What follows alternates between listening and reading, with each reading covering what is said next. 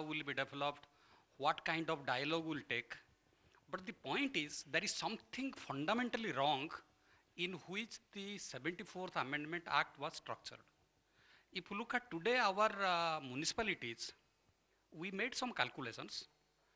The share of municipal expenditures in GDP is 0.9 to 1%. The transfers from the Central Finance Commission through the channel is 0.1% of GDP. State Finance Commission is 0.4% of GDP. If you look at any country in the world, the comparable countries, if you take, say, federal countries like Nigeria or Philippines or South Africa, even you can consider China, multi-tier countries, I think it is very, very large. Even Brazil, it is something like 7.4%. South Africa is something like 6%. With 1%, and this 1% also has gone down. Like if you look at the study, the 10th, 11th, 12th, 13th and 14th Finance Commission, the share of the municipal revenues in the central state revenues, it is consistently going down. You take the total, for example, tax GDP ratio is 17%, both the Finance Commission, whereas it is coming something like 0.3%. I think there are something very fundamental things to be done, and that cannot be done like by a seminar or by a paper or by a dialogue. I think something has to be done at the national level. Do you require your local bodies to have a structure with 5% of GDP? Or just like 14th Finance Commission has done? Every time you say that 5 finance commissions have gone, they have said, we cannot decide because data is not there. Every finance commission has gone for ad hoc conclusions. I think there is a need. The 74th amendment is a half decentralization. It gave a municipal function list, illustrative list. There is no finance list. And we all say finance is the power. Without finances, without something being done, enabling the municipalities to have access to central finances, octroi is not there. We say that octroi is a distortionary tax. Yes, it is abolished. But what kind of distortion has been created in the urban economy on growth and on living, productivity? I think nobody has examined. I think something has to be done very fundamentally at the Government of India level. I feel bad. 5 finance commissions, they could not decide measures to strengthen municipal finances, to augment the consolidated funds of state governments. They could not do. They said data is not there. Thank you.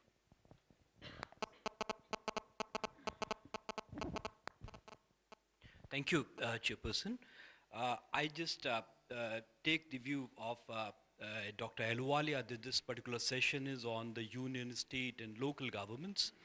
And I just want to make comments what the minister has said about the devolutions of this 3F and what Dr. Ramachandran has said in his comprehensive presentations.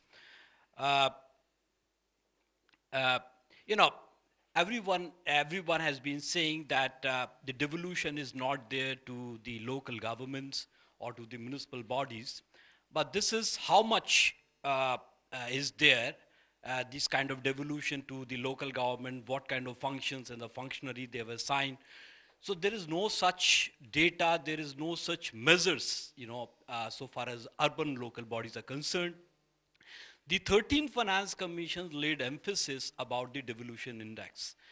And the 14th Finance Commission made a departure from this.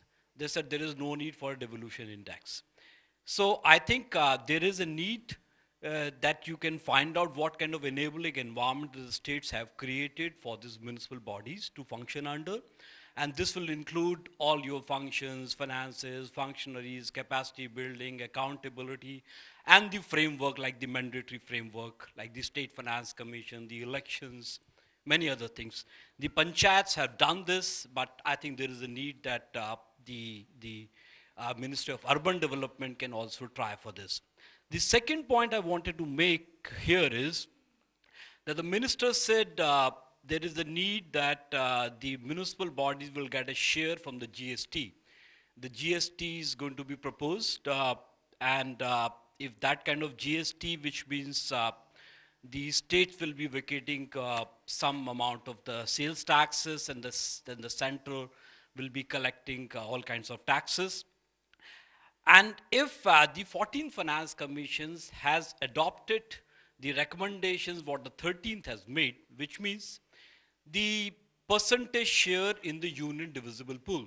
That's what the memorandum of the Ministry of Urban Development made to the 13th Finance Commission. Mr. Ramachandran was here in his leadership. The same memorandum the Ministry of Panchayati Raj has also made to the 13 commissions. And they requested the 5% for Panchayat, the 3% for the urban bodies. I don't know, all of a sudden the 14th Finance Commission, just one line has said that this is not constitutional, but if you go by the intent of the 74th Constitutional Amendment, which is the KP Singh Dev Committee, that's the Joint Parliamentary Committee, which is there in the Parliament Library, it very clearly articulates this 283 B, B, and C, 280, which says that these measures means there is a role of the union government through the state government for the local bodies. So this is all constitutional, and the 13 commissions have examined this through various law schools and the retired Supreme Court judges and all. And all of a sudden, the 14 commissions, they made a departure and recommended only the lump sum grant, that is about 85,000 crores of rupees. Maybe the Ministry of Urban Development can think on it in time to come. Thank you very much. These 2 points I just want to make. Thank you. Now, may I request Neeraj, my friend here, Joint Secretary, he looks after local self-government in the central government. He's also worked in the Madhya Pradesh government from the municipal side. So, Neeraj. I think we have a session on capacity building second half, so we'll be reserving our discussion for that. I'm here on a listening mode for this session.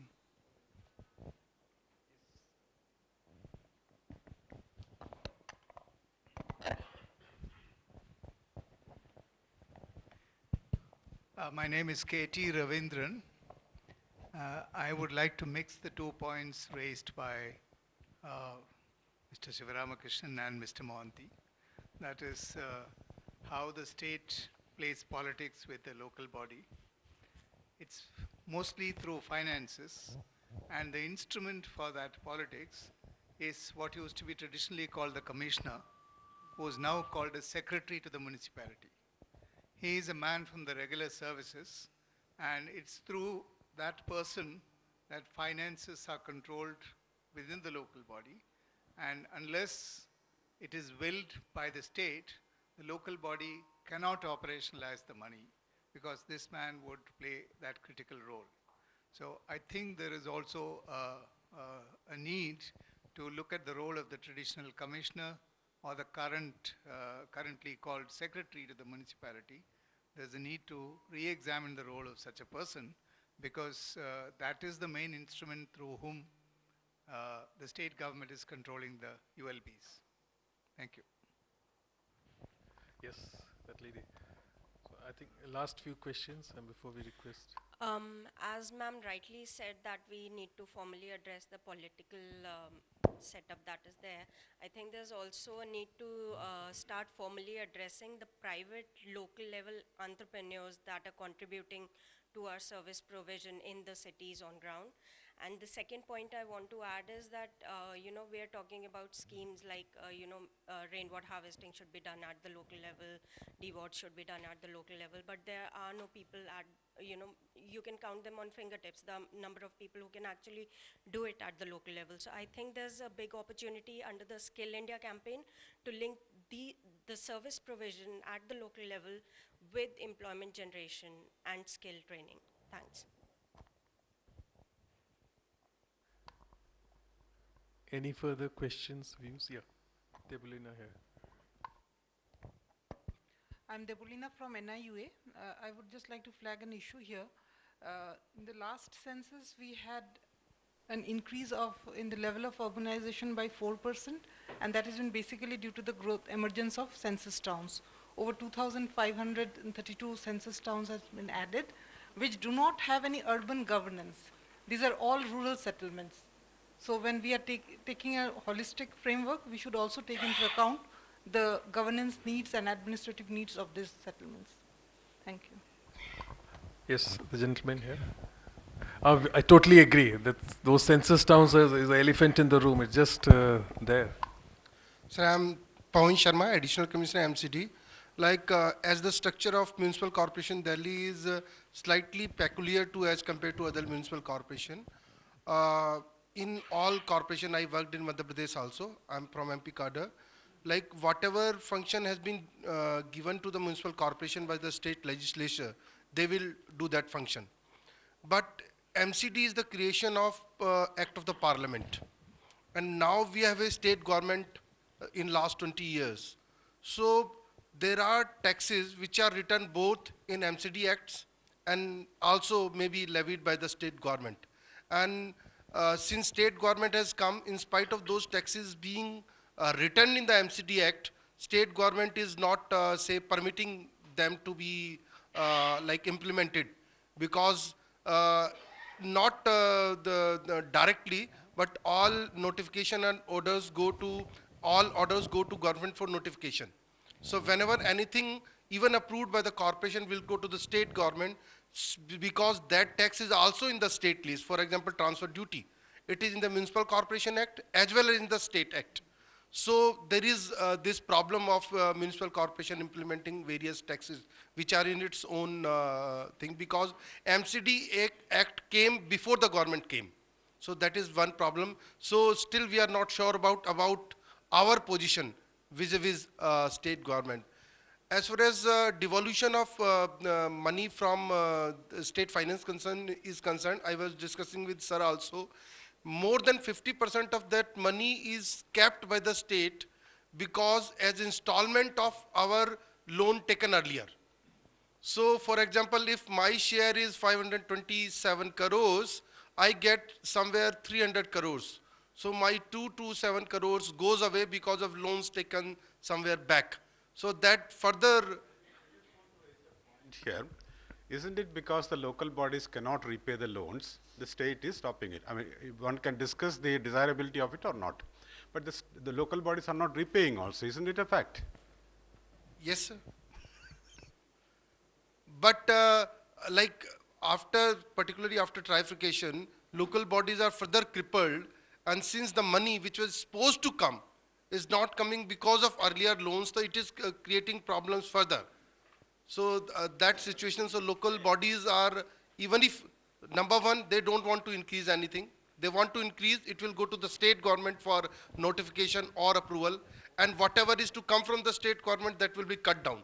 So the problem is very strange, and having three different governments, say local bodies with BJP, state government with another government, and center with another government, situation is really difficult to carry on the work. Thank you. Thank you. And now we have the last question from the lady here before I request my panelists to wrap up.